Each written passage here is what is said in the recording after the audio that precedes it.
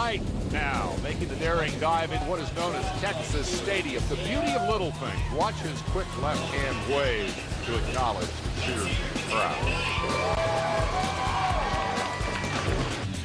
For Lafferty, the challenge is clear. The American champion needs to close the gap, apply a little pressure to the world champion, who hasn't seen much of that this year. Knight clinched his 05 world crown with one race left and became the first Brit to claim overall victory in the ISDE. Will he now be the last man standing? Clearly, Lafferty is feeling a bit of pressure.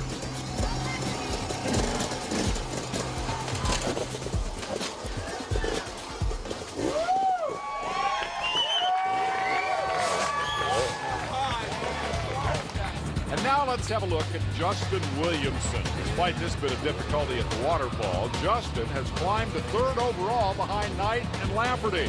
One of the rising stars on the AMA Grand National Cross Country Tour, this Yamaha-mounted Florida teenager has become the most serious threat to the KTMs up front.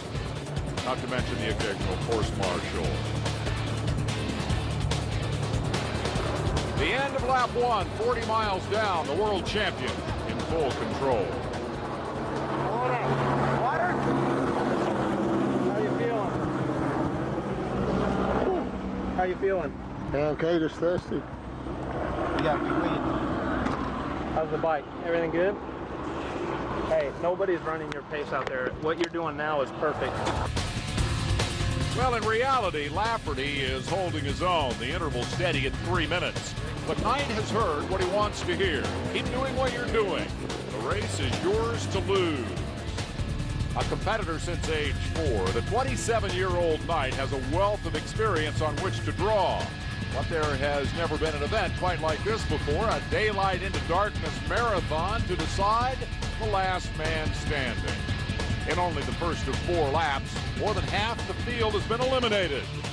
We'll get back to the action right after this.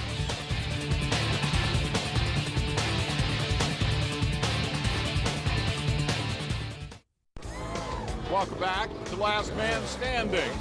No, it won't be this man. Second place, Mike Lafferty pits for fuel. A little electrical maintenance. It's awesome when I upset it. Is it? Yeah. Ow, they're hot. They're hot. What's the tape? Yeah.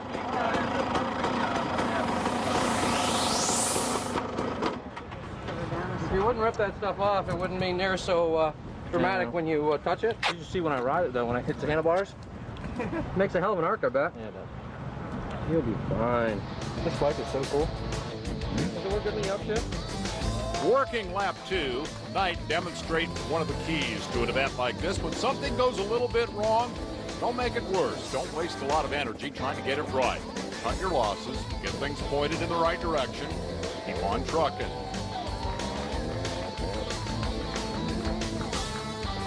The key to this deal is the format. Make it to halfway within an hour of the leader, and it's a brand new race. Now I'm just taking my time. This morning thing's only a trail ride, really. All you have to do is get to the night, and then we can start racing. So I just don't want to get an hour behind the leaders. I'm just kind of pacing myself off that. I got a really good start this morning, and everything's going according to plan. So it's a lot easier than I thought. It's just longer than I thought. Indeed, fall an hour behind, and you're out. That happens minute by painful minute.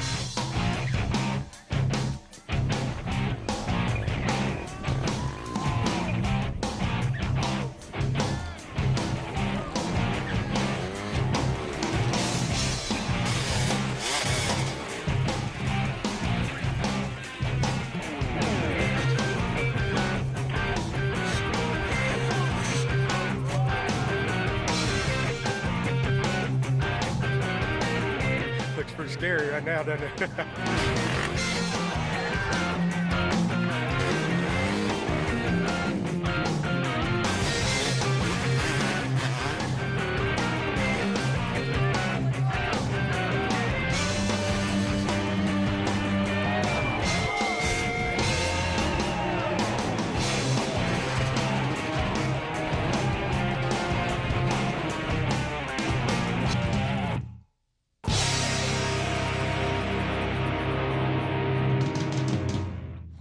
Oklahoma's Guy Cooper, a local favorite. Never met a motorcycle race he didn't like. He's battling moments like this one in a diligent effort to stay in the top 10. 15 years removed from his national motocross championship, Coop has never lost his passion for competition, racing everything from this kick-butt KTM thumper to outrageous pit fights and always drawing a cheer.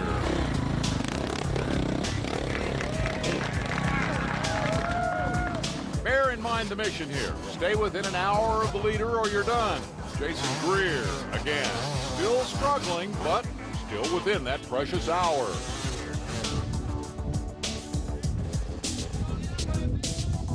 Though the race lasts for hours, progress is made in fits and starts.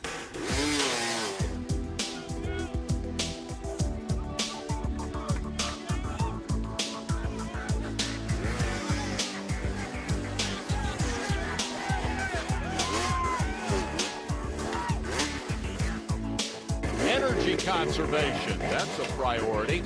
Let the bike do the work. Emphasize skill, not muscle. But fatigue is now the enemy. The key question simple. How many more times can I pick this thing up and keep going?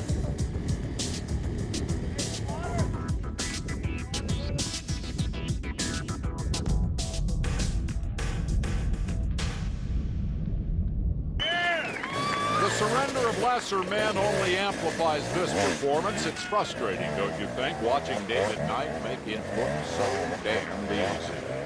Amazing watching these guys go through some of this stuff.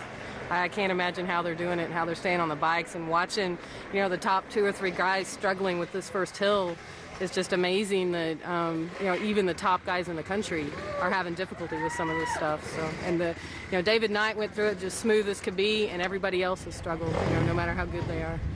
So it's great to watch. I wouldn't want to be out there.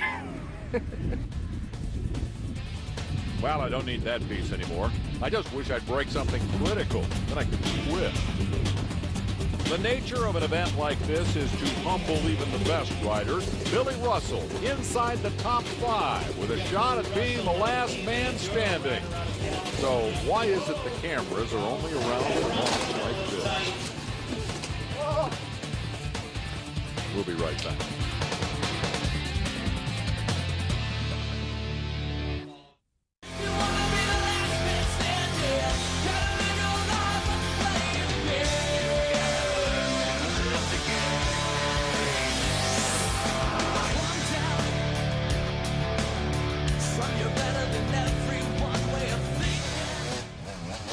In this unique 2-wheel torture test, just 25 riders make the halfway cut, but only if they are also within an hour of the race leader.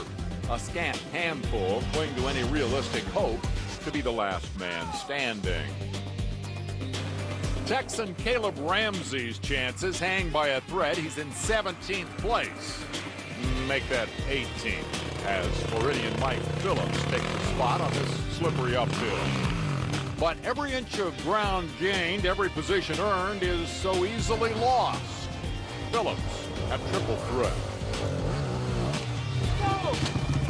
Thus the toll on man and machine continues to mount. It's a tough choice, really. Who gets the water?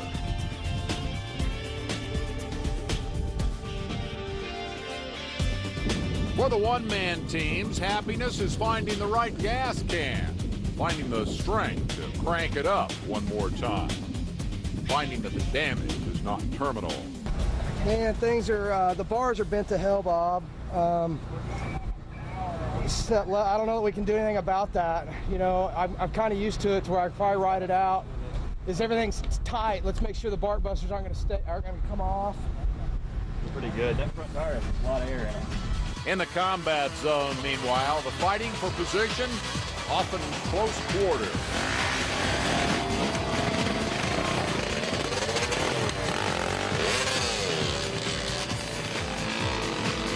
Nathan Canny, his second ride up the waterfall.